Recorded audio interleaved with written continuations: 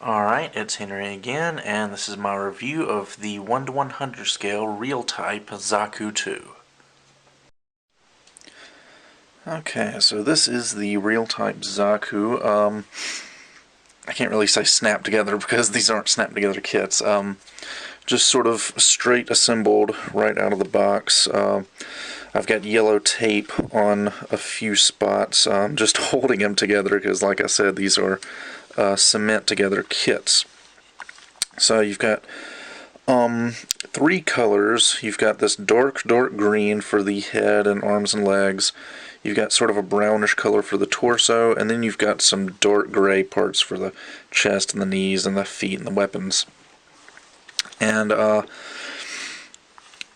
it's a 1980s Zaku. There's not a whole lot to say about it. These were very primitive kits, but I will say they are very accurate to the animation in Mobile Suit Gundam. So, anyway, as far as stuff you get with the kit, you're going to get the Zaku, obviously. You also get a Hyper Bazooka, a Zaku machine gun, which is unassembled. Haven't really permanently assembled anything at this point. You get a Heat Hawk, molded in the brownish color. You're going to get three different hands. You've got two weapon hands, which you see here. Also, you're going to get a trigger finger hand for the bazooka and machine gun. Let's see, you get an optional command antenna. And one thing I really like about these MSV kits is you get a very nice sheet of water slide decals. No clear stickers for this guy. You get quite a large sheet, actually, of water slides for the real type Zaku decal scheme. So, since I'm not really planning on altering the articulation of this guy at all, I think I'll just wait and go over articulation after I've painted it. So, at this point I'm going to stop, get this guy fixed up, and come back with the completed kit. Alright, so this is what the real type Zaku II looks like after it's been painted. And if you saw my work in progress video, you'll see that I did a few small modifications to the kit. I used some metal pipe segments and springs for the energy cables on the legs, torso, and the head. I installed a LED for the mono-eye camera in the head. And I gave the Zaku some aftermarket resin hands. Just it looked a little bit better than the ones that came in the box. Sanded down the thighs a little bit to give them a bit more mobility. But other than that, just an out-of-the-box paint job. So, as far as articulation goes, the head is the only part where articulation was kind of affected by the modifications, because I've got the wires for the LED running up to the head. Obviously, the battery and the switch is inside the torso. And his head can rotate about that far to each side, and it does have a little bit up and down movement. But because of the wire in there, his head can't stay. Turn it to one side, it snaps back to the center.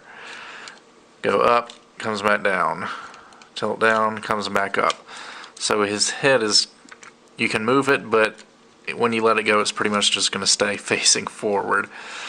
But that was, I don't know, I guess there was different ways I could have installed the LED, but that's just the way it turned out, so I'm not too awfully concerned about it. As far as the arms go, you've got 360 rotation. The shoulder, spiky shoulder armor can go up and down a little bit. That's on a little hinge.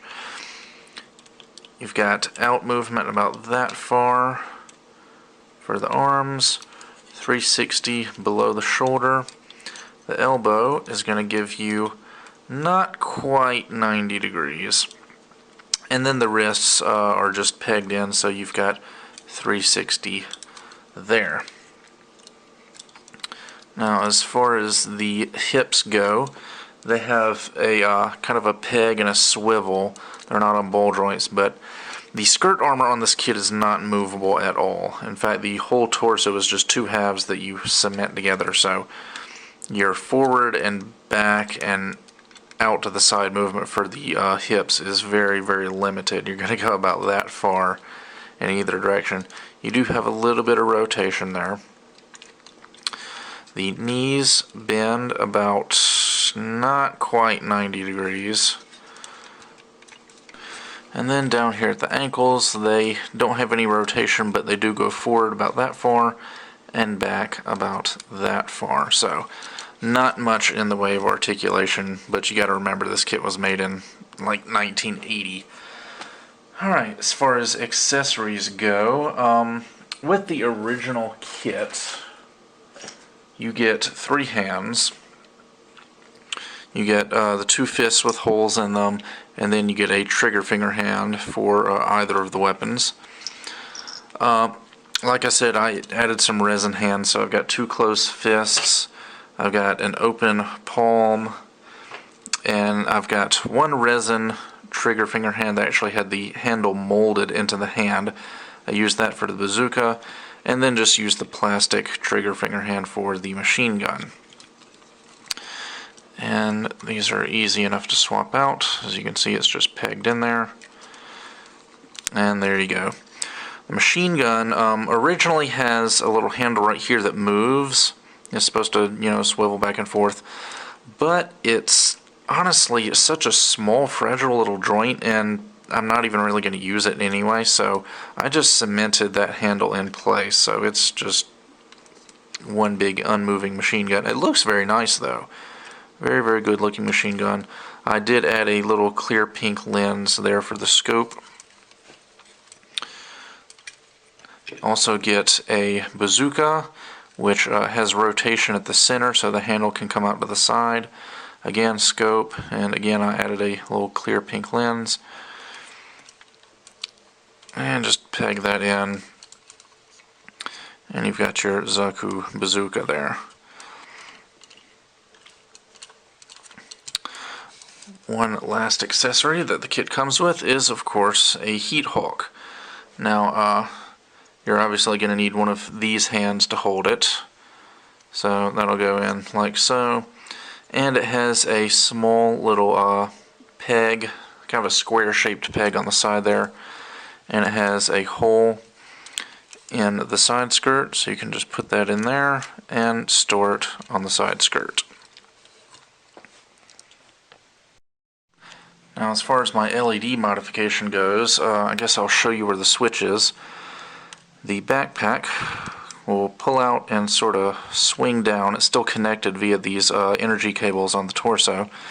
And you've got the little switch back here. You can flip that off, put the backpack back in place, and the LED is turned off. Well, that about does it for my review of the 1:100 scale old kit Zaku Real Type. If you like the old 80s Gunpla, then give it a shot. I'd recommend any of the 80s Gunpla for people that don't mind cementing their kits together and doing some painting, because all old Gundam kits from the 80s are going to require cement and paint. That's just the way model kits were back then. The real type kits have an advantage because they come with a great set of water slide decals. They're molded in slightly different colors than the original Mobile Suit Gundam versions. But other than that, they're pretty much the same kits. And the Zaku here, I mean, it looks great for a nice retro looking Zaku, and it's a pretty easy kit to put together. I actually didn't have to do very much masking on it at all. The only parts I really had to mask were the gray area around the neck and then the yellow part on the heat hawk. But other than that, all of the necessary colors were pretty much separated. So that about does it for this review, and with that, I'll see you guys next time.